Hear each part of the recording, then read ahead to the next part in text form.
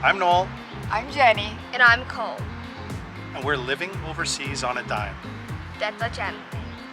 So yeah. Hi there, and welcome to Living Overseas on a Dime.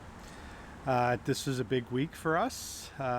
Definitely started to get the house ready to sell, and I handed in my resignation for my job.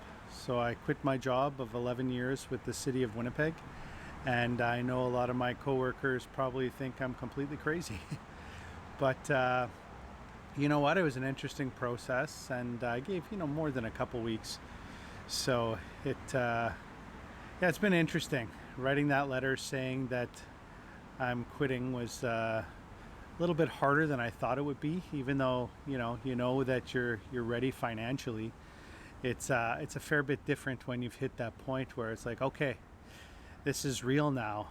What's the future going to bring? Because when you have a stable government job, especially working for the city or the province or the state, and you're handing in your resignation for a job that has a defined benefits pension, and now all of a sudden you no longer have that, and you're just taking the pension cash out.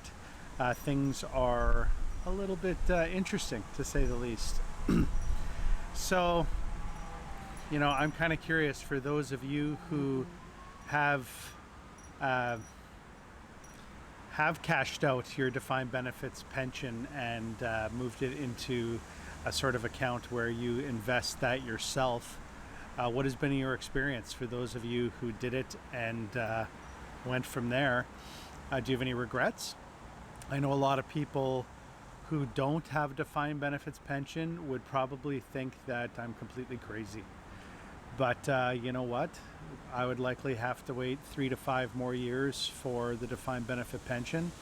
And at this point, that's, like, we don't know how long we live. And is that something a risk you're willing to take? Because although it isn't a risk from a certain point of view with the defined benefit pension, because it is what you get for the rest of your life, at least to a certain point, depending on your pension. There is always a risk when it comes to time. Like, how much time do you have left? How much we don't know that. So if you're not doing a job that you want to do, or you're maybe in a job that you want to do less than something else, and you have the financial resources to do so if you cash out your pension, I think it's something that you need to consider. I'm not giving any financial advice here, that's for sure. But if you're looking at your life going, hey, I'm doing a job I can't stand, you might want to reconsider and look at the options. As for our situation, it's kind of interesting because for the longest time I think I thought, like a lot of government workers, that hey, I've got this defined benefit pension, I have to wait until it's available to me. And it wasn't until about a year ago where I had a look and said, hey, you know what? I'm going to get an estimate and see how this works. And so I just kind of initially thought that I was just getting an estimate as to what my pension would be. And little did I know that they also included a cash out component. Now, in Manitoba, the province that I'm from in Canada,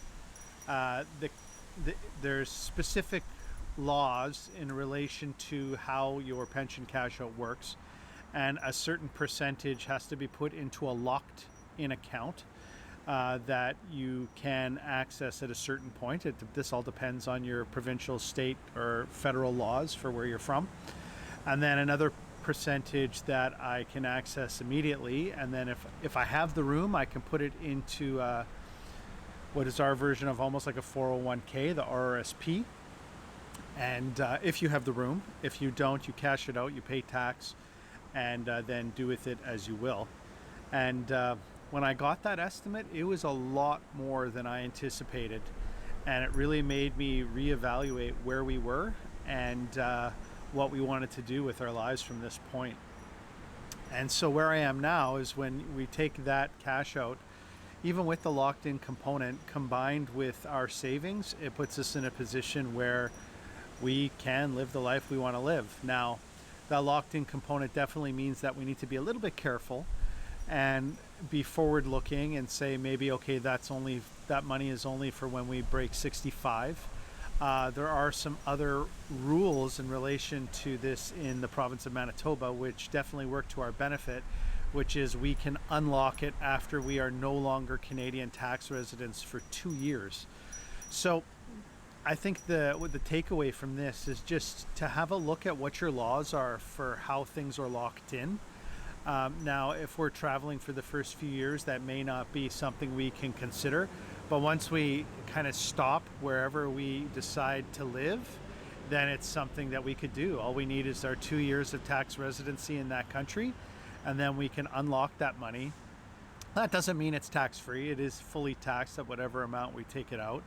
And the situation that I will be in is that I will be able to invest that money as I choose, in that I'm transferring it to a self-directed account. So it'll be going straight into index funds. And we'll see from there. I think, we're 48, so with probably around a 17-year timeline till we hit 65, that money has a fair amount of time to grow. So if you were in a similar situation to me, a government employee who decided that's it, we're changing careers, let me know below. Like, tell me what did you do? Why was it in your best interest? Do you have regrets that maybe you thought, okay, after the fact, I wish I hadn't done that? I know I've heard of a few people who got their cash out and just blew all the money.